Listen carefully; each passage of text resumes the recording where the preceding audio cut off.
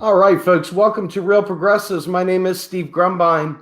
I'm excited tonight to be able to interview someone in my own backyard, and that is Gubernatorial Candidate Paul Glover. Paul Glover is from the Green Party and is, in fact, running in my great state of Pennsylvania. So without further ado, I'd like to bring this gentleman on. Let me introduce you to the guy running for Pennsylvania governor, Paul Glover. How are you today, sir? Steve, good. How are you? I'm doing well, man. This Good. is a little bit outside my wheelhouse, but I'm excited to have you on because you are right in my backyard. Tell me, what inspired you to run for governor of the state of Pennsylvania?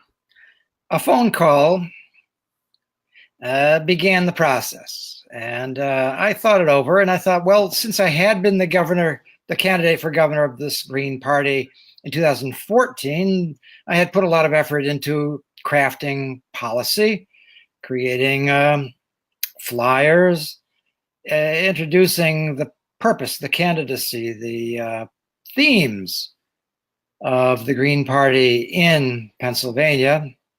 And so I thought, well, okay, on that basis, I'm willing to go around again. And for me, the main theme is the grassroots ownership of land, law, and money on behalf of ecology and justice. And so I would raise the standard of banning fracking, ending mass incarceration, green jobs development, expanding medical care to everyone, especially on the basis of regional cooperatives, making sure that education inspires the creativity of young people, and of course, legalizing marijuana, a great crowd pleaser among Greens and an expanding variety of the Pennsylvania electorate. And in fact, seeking to span urban and rural, conservative and liberal. I have a campaign poster that says, Pennsyltucky is green. I love it. You know, it's interesting you say that because as one of your fellow statesmen here, I was driving into work today, and I work in the city itself of Harrisburg, and I noticed this 4x4 riding down the road, had a big stars and bars on the tailgate, had an American flag hanging off, had 4 tires in the back, and it said proud to be a redneck on the top. And I thought to myself, it's kind of lonely sometimes in the state of Pennsylvania, at least in the area I'm in, being someone who is a progressive. But yet at the same time, though, if you tailor your message properly, and you're able to speak the lingo and able to connect with people at a visceral level, I think you can span parties and not worry about it. If you have a message that resonates, I think you can do a lot of great things. What is your strategy on reaching Pennsyltucky, sir? Well, I completely agree that when you look people in the eye and talk about steady work, when you talk about secure housing, when you talk about health care, when you talk about education, when you talk about the good life, hey, talk about sex. When you talk about basic things common to all human beings, and when you especially talk about solutions, I agreed, you're asking why I agreed to be the candidate for governor for the Green Party.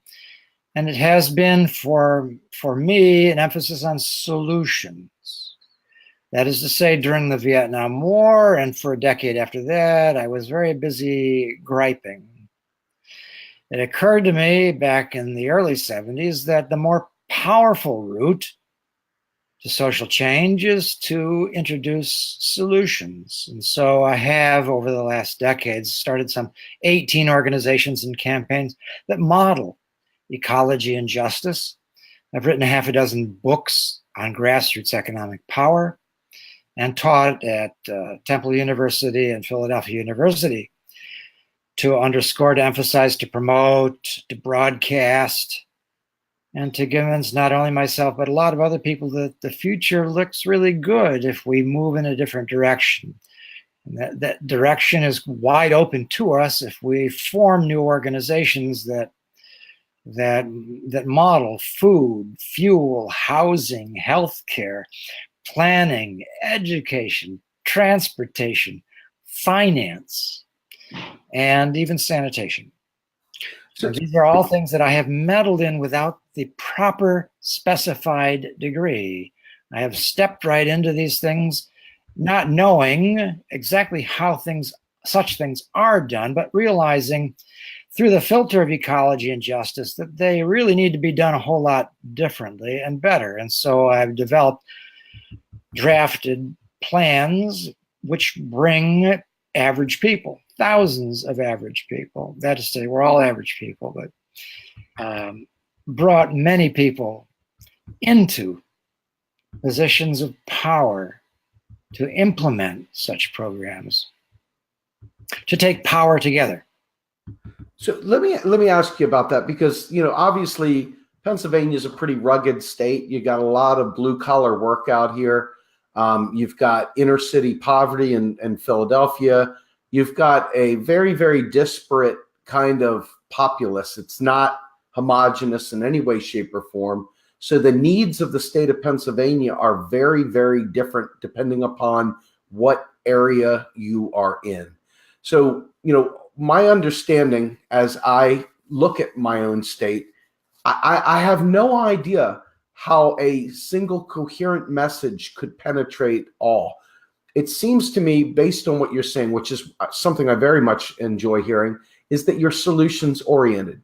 Given the wide array of diversity in this state alone, and the very, very rural aspects of it, and the very, very urban aspects of it, how do you build policy for a state such as Pennsylvania so that it's actually useful and that the people are all represented? How do you manage to do that? Tell me. Well, I think an attitude of respect is core to any articulation of policy. And the governor manages a $32 billion budget and can take nods in every direction, bring people together. And governors and presidents have a lot of cultural power to say exactly what we're talking about, that urban and rural, conservative and liberal, we're all members of this state. We all need each other. The cities cannot survive without the produce of the countryside. The countryside is, well, they can get along without the cities. Maybe they would rather get along without the cities. But we have something to offer also. And well, you're raising a really good question. One of my degrees is in marketing. And so my 40 campaign posters articulate these great possibilities statewide. I've written a book titled Green Jobs Philly, which describes in detail how we can create 100,000 green jobs in Philadelphia alone. Now, employing that number of people in Philadelphia to make the city much more energy efficient, much more self-reliant than it is, that should be appealing to people in rural counties who assume about Philadelphia and other big cities that they're tax drains, just as the people in the big cities assume about the people in the countryside that they are, you know what. Well, okay, so I want to ask, bringing people together based on that premise of respect and solutions for every problem, whether it is housing and healthcare, food and work, is a powerful premise. Absolutely. For which I have a lot of details. Yes, I have written 6 books, and invite your viewers to check them out through paulglover.org. There they are. Very good. So let me ask you a question. Obviously, the Green Party has some challenges, being in a duopoly, first past the post, national based system. you're running for state office, which provides you some opportunities that perhaps a more national role, like for the Senate or for the presidency, might be more difficult. But in your role, the question I have for you is this: you'll be working, period. There's no getting around it, with Republicans, Tea Party folks, and Democrats. With that in mind, I see a lot of energy right now being put towards a federal job program, which I believe Jill Stein at least touched on. She talked about, instead of an unemployment office in every community, having an employment office in every community. Now we're seeing people that I follow, which would be within like the Levy Institute and Sanders Institute, et cetera. With modern monetary theory, we see them advancing a federal job guarantee. And we also see folks like Sandy Darity of Duke University, and folks like Mark Paul, and also Derek Hamilton of the New School advancing a job guarantee as well. It seems like there's an incredible amount of energy right now backing a job guarantee. Would you be in support of a federal job guarantee? Sure, if it is focused on the development of green jobs, that is to say, jobs which repair the environment, which repair communities and neighborhoods on the basis of equity, jobs which merely continue the kind of conquest of nature and gentrification of neighborhoods, is not the kind of guaranteed job base that I would prefer to see. So in Philadelphia, I have put forward the notion of the Green Labor Administration, GLAD, GLAD, kind of like the NRA during Roosevelt's time. And I've written extensively about this. I have a webpage for it, and in detail describe how we can roll this out without raising taxes. As a matter of fact, a budget which is based on economy and efficiency to get the job done. And I think very essential connection to make in this regard is that we're not trying to create middle-class jobs. Now, that's heresy. The middle class has been the bellwether of American superiority, progress, and success. But the middle class has become vulnerable, and for good reasons. It became a sink or swim house by house class. It became a consumer class, just spending its wealth into landfills. The middle class needs a lower class below it in order to be middle class. And the middle class has become increasingly dependent on the very institutions which are now dissolving it, sending its jobs overseas, devaluing its money. And so I'm proposing, and have started writing, a book titled From the Middle Class to the Mutual Class. Very interesting. The mutual class gets ahead by getting together. Well, talk to me a little bit about the mutual class getting together. Explain that, because that sounds like an interesting concept. 120 years ago, in fact, in the United States, we had extensively a mutual class, which became the precursor to this middle class. And the mutual class of 120 years ago consisted of hundreds of mutual aid societies, which they built hospitals and old folks' homes and sanitaria. They paid sickness and death benefits. They were social clubs. Now, in many cases, they were exclusionary. They were racist or sexist. But the basic idea of creating mutual aid societies through which people pay a small amount of money gets people off of the middle class treadmills, paying increasingly for housing to banks, paying increasingly for health care to healthcare systems. Now, I've started some organizations of this kind. In Ithaca, New York, I started the Ithaca Health Co-op, Ithaca Health Alliance. And beginning on the first day with $300 in the bank, we piled up hundreds of thousands of dollars. Members paid $100 each per year.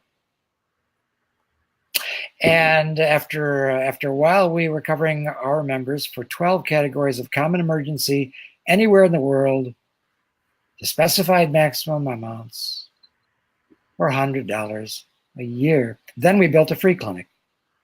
I started the Ithaca Hours local currency, designed paper money on my computer for Ithaca, New York, then convinced several thousand individuals and 500 businesses that it was real money.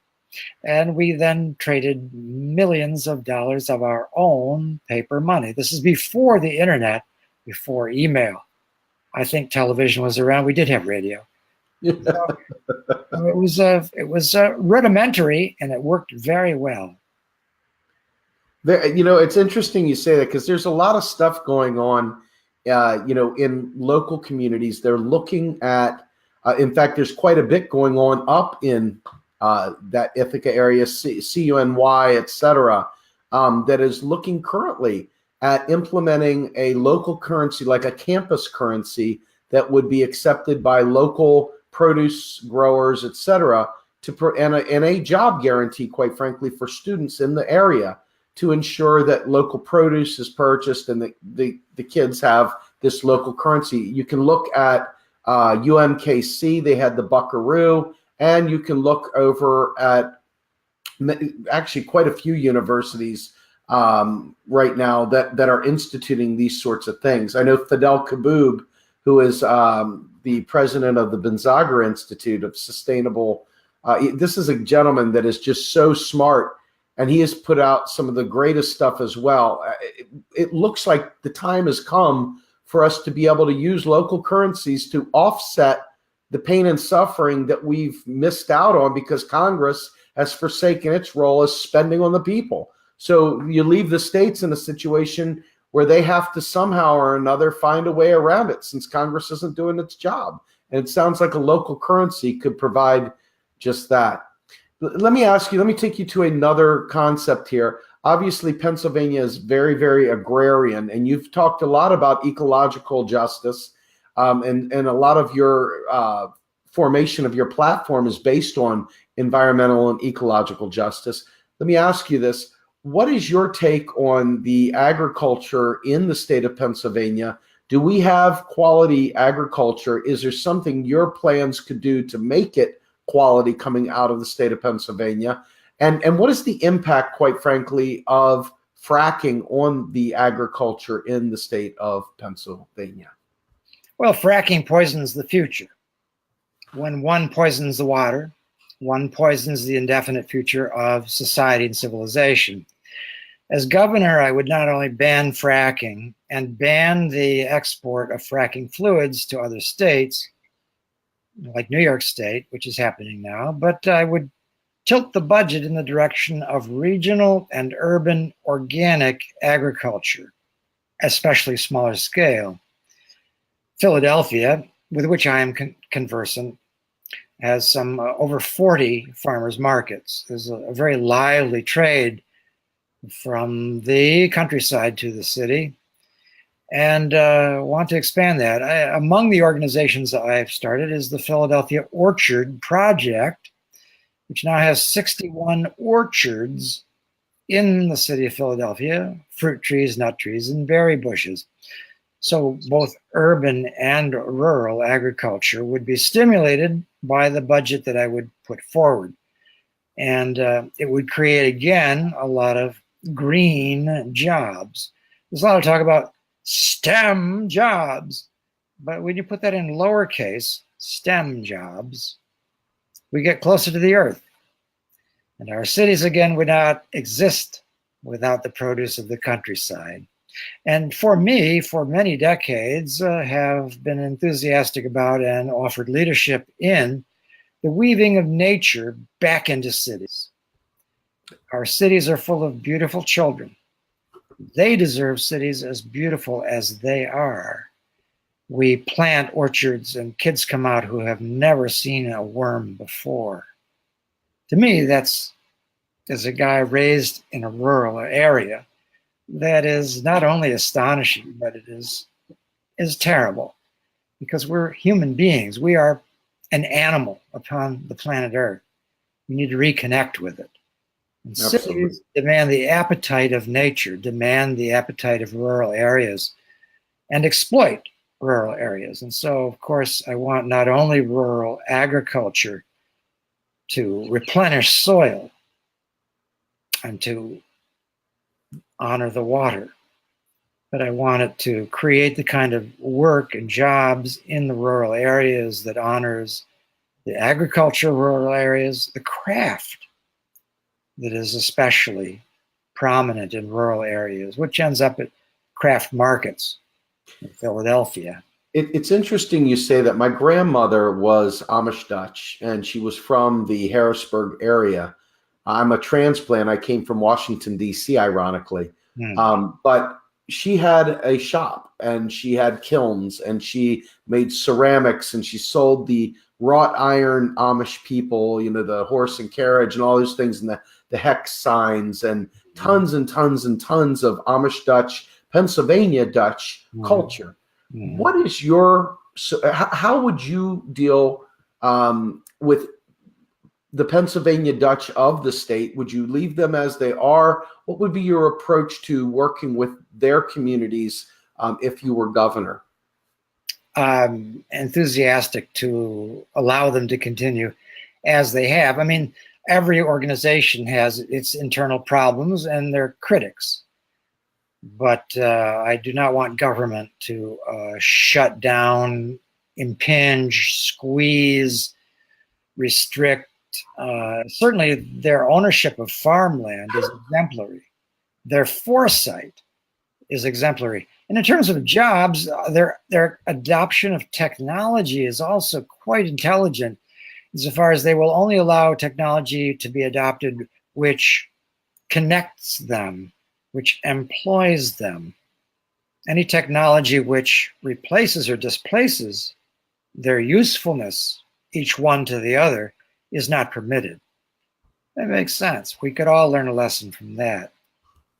Interesting. Having that part of my family background is an interesting intersection between, modern society as it's become and very, very austere living, which is foreign to most of us.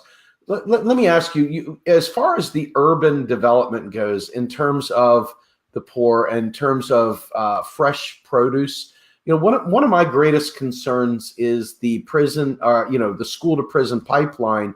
And I think much of that comes as a direct result of poor diet.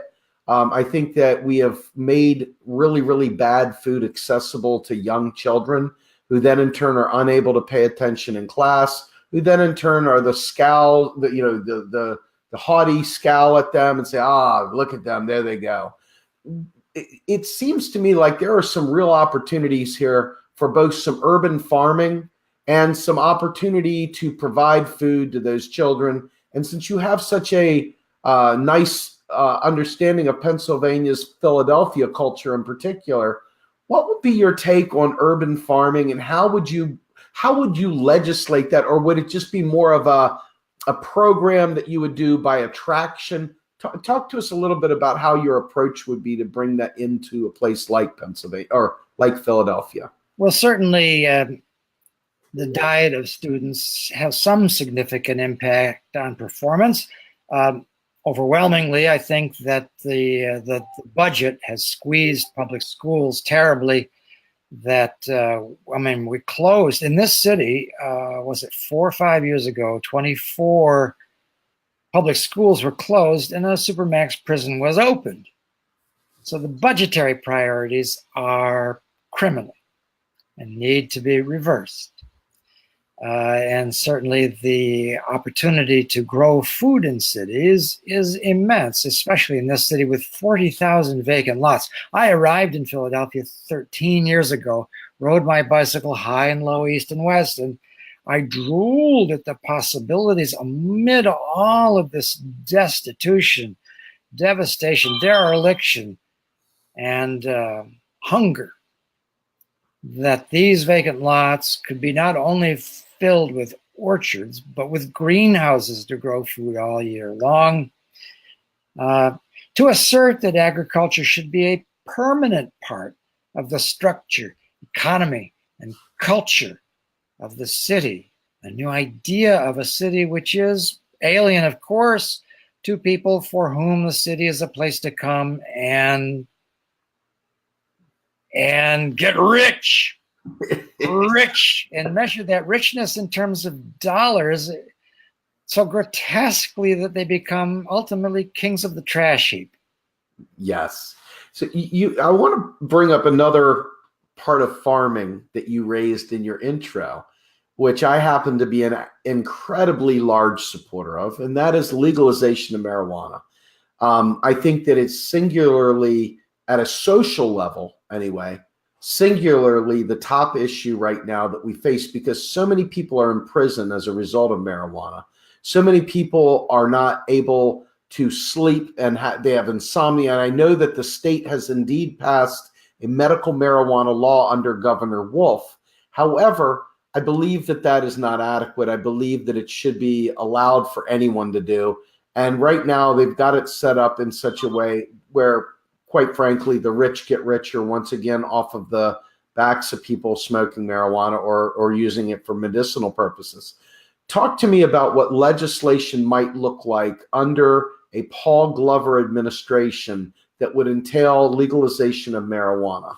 The Green Party has for decades favored the legalization of marijuana.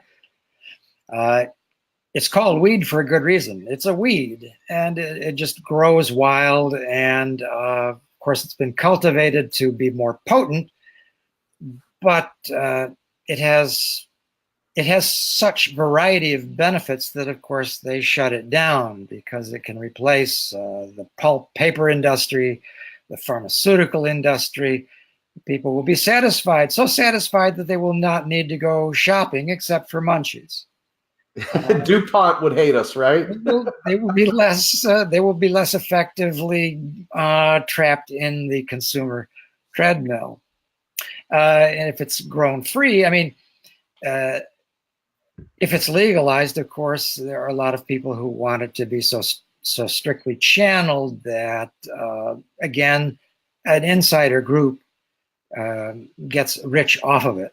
Yes. But to grow it wild and free, and then, of course, the hemp industry on top of the medicinal and recreational uses of this weed are immense to create paper, plastics, rope, baskets, everything can be made of this weed. And it fiercely decentralizes. It's a powerful component of the decentralization of an economy. And I favor and have long favored the decentralization of an economy because human beings are immensely creative, and that creativity is part of our essential humanity and our beauty. And I would far rather to see us to be creators than consumers. And I believe that a locally oriented economy encourages, fosters, and celebrates that. I don't know how old-fashioned I am. I mean, I was raised in the 50s, and we were just starting to develop a celebration of American consumer culture. There were wild times. They were wonderful. America was the greatest place in the world.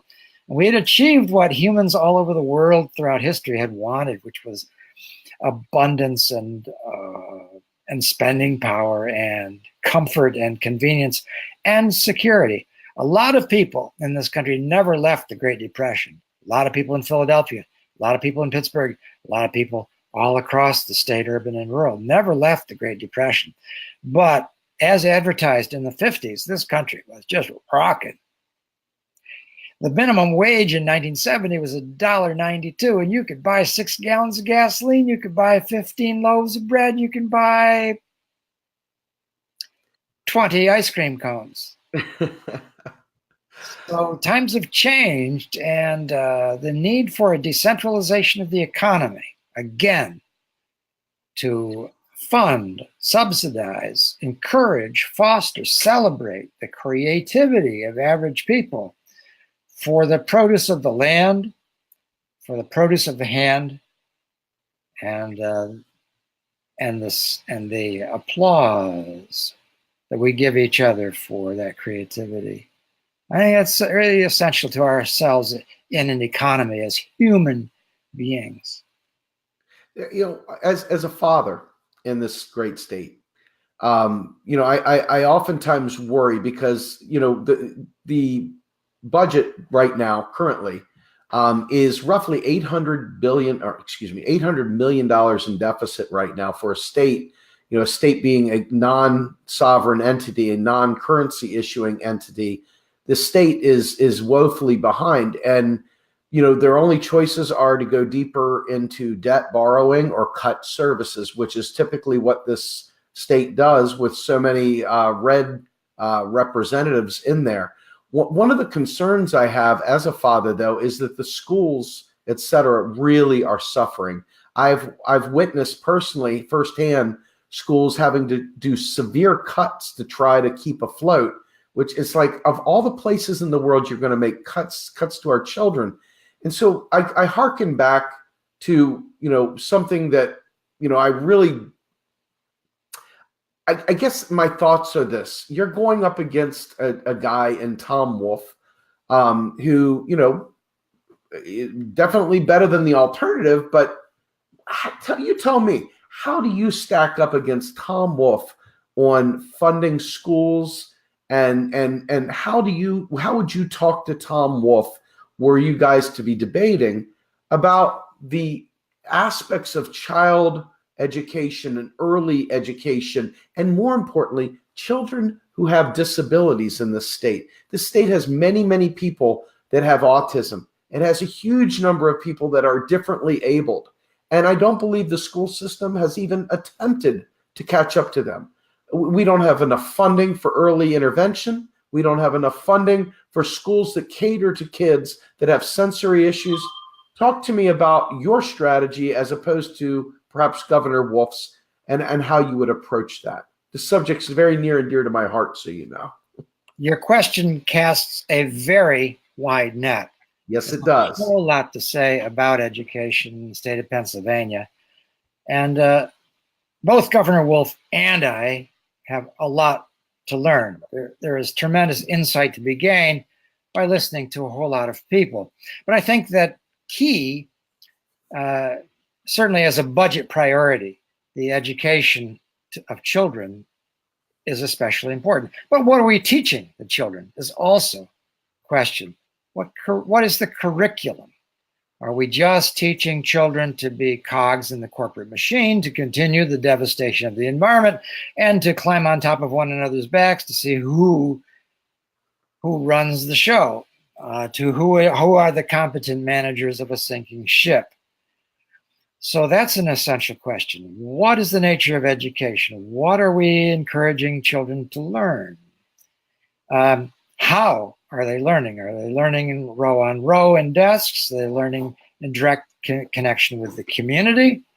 And again, creativity evidenced within every community that proves a practical opportunity to have hands-on knowledge.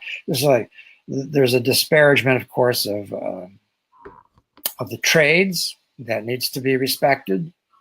So a balance, teaching kids hands-on stuff and teaching kids theoretical stuff.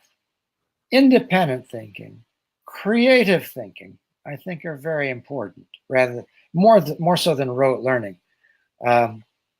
Inspiring in children a love of learning is the first lesson. The first lesson in any classroom is that the teacher set an example of love of learning. But the teacher is learning. The teacher has a lot to learn from everyone, everywhere, all the time. That's far bigger than any textbook. Yes. So funding this. Big priority, of course, is make sure that within our capitalist economy, within the demands raised by banks to pay mortgages and our rents, within a capitalist economy to pay for health insurance, within a capitalist economy for everything, the teachers need to be funded well and satisfactorily. But every worker needs at the same time to understand that they have to be in solidarity with all other workers, that we can't just be, in fact, this is my critique of unions. this is a tough thing for a Green Party member to say, a Green Party candidate to say. Over the decades, the unions just kept demanding bigger wages, more money. And they got kicked in the butt. And globalization tore the jobs away. They needed to demand at the same time more power, more ownership, more control of the means of production, which is not only a green thing to say, but it's a socialist thing to say. Yes, it is. And they instead they did not retain that working class solidarity sufficiently to secure ownership of the jobs that they had. They just wanted more money. And so, again, when I refer to this notion of beyond the middle class to the mutual class, the Green governor's budget would exemplify and encourage the formation of mutual aid organizations that I have referred to, which would get people off of the middle class treadmills. Very good. Okay. Oh, here's a key. In the Keystone State, a key initiative on behalf of this meta discussion is that we would create a Pennsylvania bank so that the taxpayer money and the pension money would be invested outstandingly in the Pennsylvania bank so that we would have the money to foster these very mutual aid organizations so that we'd be able to foster regional and urban agriculture, that we would be able to foster the kind of education that we are talking about, at least that I'm talking about, and I assume to some extent you might agree, to foster fuel systems, doubling the solar tax credit, getting us off of fossil fuels, creating the kind of jobs where people don't have to say, well, we need to frack, we need to destroy the water for those future generations because we have to pay the rent, the mortgage this month. We got to get off of that. And the green budget will move us beyond that kind of desperate and awful spiral downward. May I make a suggestion? And you take this with a grain of salt, whatever, but one of the things that I personally am going to be really ramping up in the future for real progressives as part of our activism and outreach is to start a campaign to eliminate all unfunded federal mandates. Because I believe unfunded federal mandates bankrupt states. States that are typically net importers, that don't have the benefit of being an exporting state, they don't have the jobs, etc. States like that tend to end up being in damaged goods trouble. And like right now, Pennsylvania's hurting, and you ask yourself, why is that? And you look, and there are so many unfunded mandates. If you took a list of all the unfunded mandates and thought about how much they're putting on our backs, that's unfair. And the federal government has the ability to create that and fix that without any effort whatsoever. But they've created a false scarcity narrative in terms of how they didn't complain about the $800 billion they just gave to the military industrial complex. But you say, I want to give $800 million or $800 billion, as it were, to the people. I want to be able to provide student debt elimination. I want to be able to provide Medicare for all. I want to be able to provide, hell, forget Medicare for all. Let's have a national health service. I want to provide it all. What happens when you say that? Well, all of a sudden, somebody says, well, what about inflation? They go, inflation. Well, where was the inflation talk when you gave $800 billion to the military industrial complex? There was no conversation of inflation. Please never say it again. Go home, step down, don't speak econ. It's like, let's save the people. Let's save the country. Let's save the environment with our own power. Instead of redirecting it to blow the world up, let's redirect it to fix. I have another way I'd like to say this, but because you're running for governor, sir, I'm going to be respectful. I think that we owe our children, and I think we owe each other. And I like your idea of the the class of all of us. And I don't have the comment down, but bottom line is I really like the mutual class or whatever it is you were referring to, because this is an opportunity for us to really level up the domestic policies of the United States, to get away from making the employer of last resort be the military, to get away from all the other automatic stabilizers we use that always involve building more bombs, building more tanks, building more planes. And instead, why are we not investing that money in our local communities? Why is the federal government allowed to impose unfunded mandates on the states that in turn end up harming the most vulnerable? So I would recommend, it's just my opinion, you take it for what it's worth, but I would recommend putting a plank in there to eliminate all unfunded mandates for the states. If it's important enough for the federal government to mandate it done, then it's important enough for the federal government to pay for it. That's my belief on it. So, well, you've said it so well that I don't need to answer it. That is to say, I completely agree. I do need to look at the mandates that are imposed on Pennsylvania at this time, and see to the extent to which we are in default of those mandates. I believe many states are in default of mandates federally imposed. Absolutely. I mean, we impose mandates even within the state that I would challenge. I started the health co-op, as I said, and we expanded gradually. We defied the state of New York by not providing everything mandated by an insurance company from day one. Now, when one does that, of course, one has to have a big building full of people. And as a result, you have to charge a whole lot of money for health insurance. But we proved you don't need health insurance companies because we built it gradually, and we enjoyed and loved what we did, and we were loved for what we were doing. I think that when you talk about the military being the default, the last resort, it's become, of course, the first resort. And Dwight Eisenhower, the president leaving office in 1953, in his last message, warned us about the military-industrial complex. That was not some leftist term. That was by the Republican president of the United States, whose generalship is credited with significant dent in the Nazi Empire. And he said that we have to watch out for the military-industrial complex. To me, it's a failure of imagination. Yes. Oh my! I call it an imagination deficit. Yes. Yes. It's both of these things.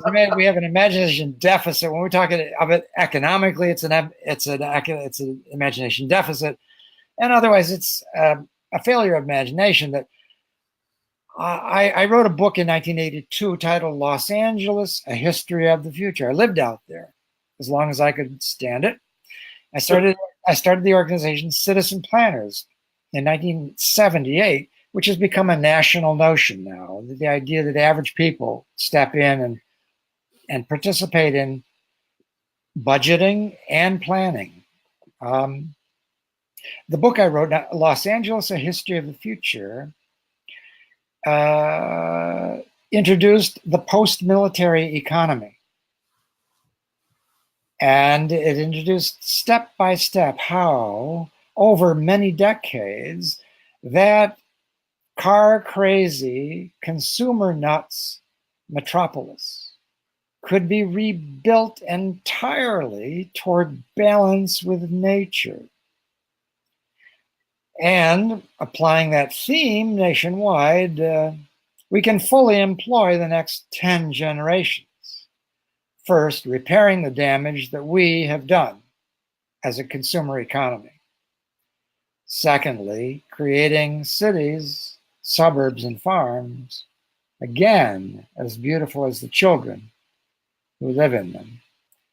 Fully employing the next 10 generations to make our civilization beautiful. And that beauty, of course, as a practical matter. Yes. Not just as pretty to look at, which is very important, mellows people out, makes us feel good about ourselves. Sure. But I mean, economically and practically at the same time for meeting our basic needs. one of my mentors from years ago said something to me that was very powerful. And he said, I bet you don't know what trees are on the road on the ride into work. I bet you have no idea what they look like.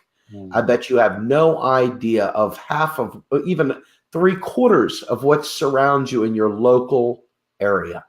He says, instead of racing in the left lane, why don't you go a little bit slower in the regular right lane and take a look and see what's around you? Just take it in for a minute. Mm-hmm. It changed things. My blood pressure went down. Everything shifted. Now, mind you, I was late for work. But no, the idea was that here we don't take the time to smell the roses. We don't take the time to regard one another. We don't take the time to ask, how are you doing? We don't take the time to communicate. And I think a lot of what you're saying really gives me some hope. We may, and I don't want to get into it right now because that's not what this is about. We may not agree on everything, but I agree with so much of what you're saying. I really have enjoyed this conversation. We're kind of coming up on it. So what I want to do is, because you're the one running for office, tell us give us a closing remark. Let us know how people can help your campaign if they'd like to join and help you, and let us know what's coming up for Paul Glover. Well, the candidate, Paul Glover, that's me, is wandering all over town and beyond to gather signatures on nominating petition. Our key task at this point in the Keystone State is to gather 5,000 valid signatures before August 1st. Our party and the Libertarian Party joined in a lawsuit against the state of Pennsylvania. We won in federal court. At that time, 4 years ago, we needed 17,000 signatures to get on the ballot statewide, while the Republicans and Democrats needed 2,000 signatures to get on the ballot statewide. So we sued them, and now it's far better. We need 5,000, but we have 4.5 months in which to collect it. That would be 2.5 months remaining in which to collect our 5,000 valid signatures. So we're looking for 8,000 signatures. And people can connect to this candidacy in a couple ways.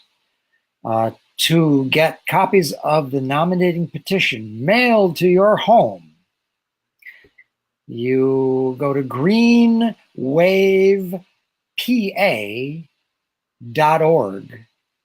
That's green as in green, wave as in wave, PA as in Pennsylvania, .org. And click, click, click, and you will connect to